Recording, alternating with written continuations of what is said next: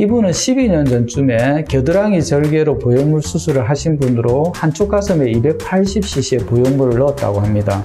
흉터를 추가로 남기는 게 싫어서 원래 상처가 있던 겨드랑이로 보형물 제거를 원하는 상태입니다. 가슴 이식을 위해 지방을 뽑을 때도 흉터를 숨길 수 있는 FS 방식으로 배꼽과 꼬리뼈 쪽에서 흡입을 하기로 했습니다. 수술 한 달 후 사진입니다.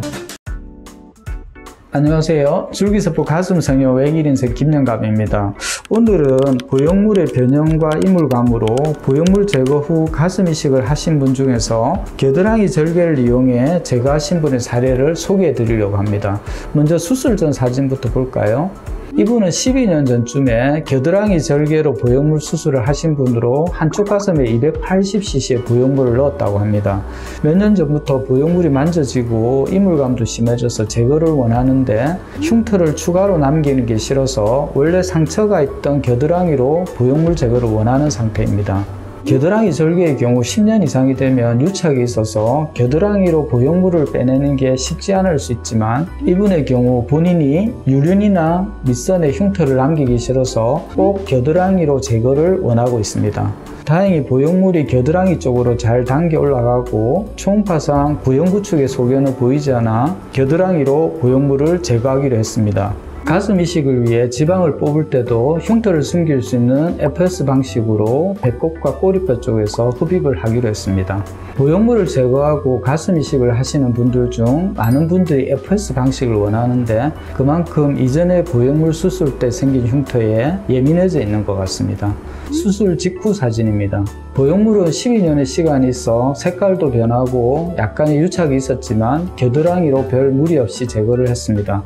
허벅지와 복부에서 1900cc 지방을 흡입했고 우측에 260cc, 좌측에 260cc의 농축된 순수 지방을 이식했습니다. 일반적인 물을 뺀 지방으로 환산하면 한쪽 가슴에 430cc 정도가 이식된 셈입니다. 겨드랑이 절개의 경우 근육화 공간으로 보형물이 들어가 있기 때문에 이 공간을 제외하고 피하지방층과 피부 아래 공간으로 이식을 하게 됩니다. 기존에 보형물이 있던 공간으로 지방이 이식되면 거대 낭종으로 변할 수 있기 때문에 이식되는 조직층을 잘 구분해서 이식하는 것이 중요합니다. 수술 한 달 후 사진입니다. 이전보다는 사이즈가 줄긴 했지만 보형물의 어색한 윤곽은 보이지 않고 촉감도 자연스러워졌다고 만족해 하셨습니다. 보통 한 달 정도가 지나면 생착이 완료되어 더 이상 가슴은 줄지 않고 잘 유지가 됩니다.